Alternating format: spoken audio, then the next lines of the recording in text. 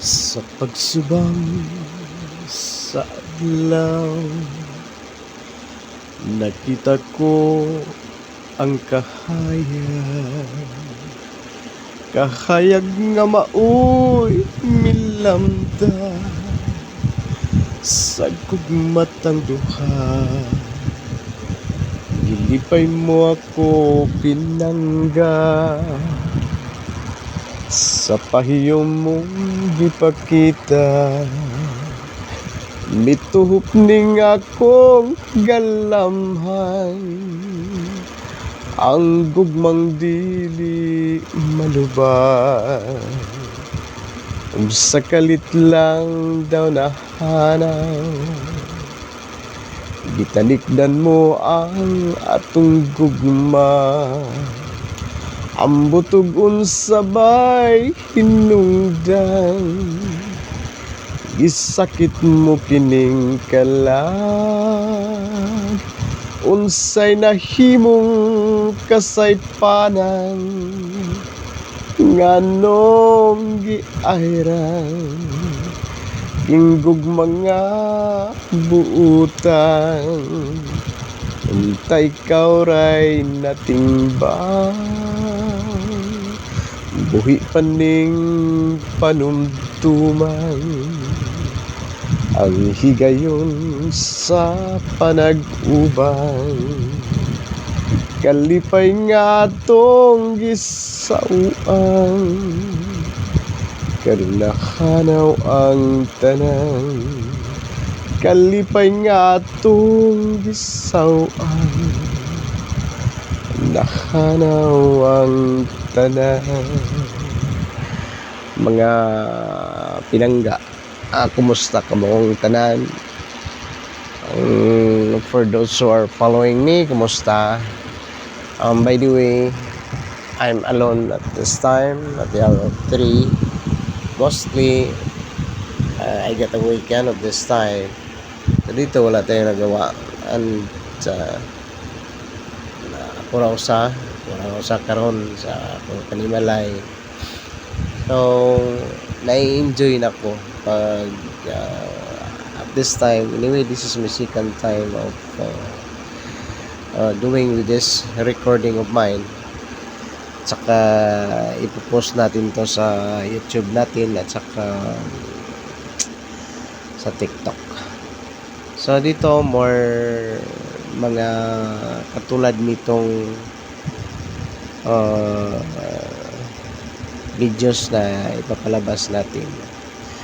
Mga friend, kukunti na lang ang time at saka siguro you are wondering sa mga pangyayari ngayon sa daigdig natin, yung mga sign na sinabi ng Bible na malapit ng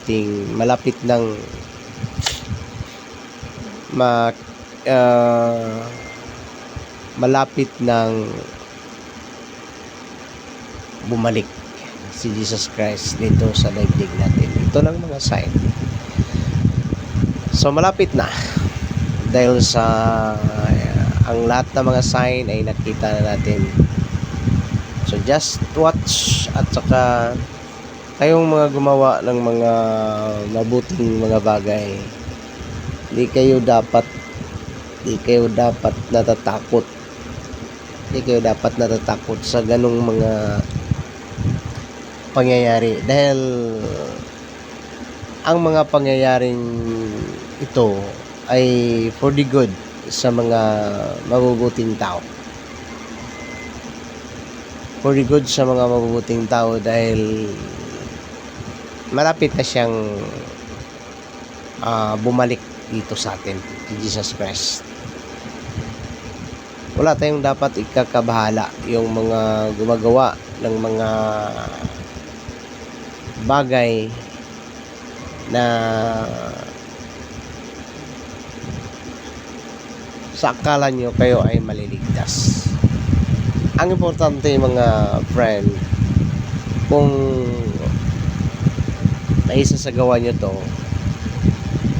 you have nothing to farewell. Wala kayong dapat ikakatakot sa mga pangyayaring ito, as I said a while ago. Dahil sa kanyang pagbabalik para talaga sa mga mabubuting tao ito. Dahil this is now the judgment time. Judgment time na yon. That would be the judgment time. As I said a while ago, that is for the good sa mga gumagawa lamang ng mga bagay na sa kanyang ikaliligtas.